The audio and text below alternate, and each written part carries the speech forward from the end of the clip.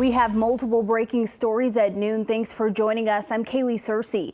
We start with a large law enforcement presence at a construction zone near Elkhorn North High School. Students are dismissed from classes for the day because of it. A call came in for an injured party around 10:30 near 180th and West Maple. Omaha Fire and police have the area blocked off right now. We are waiting for more details from investigators.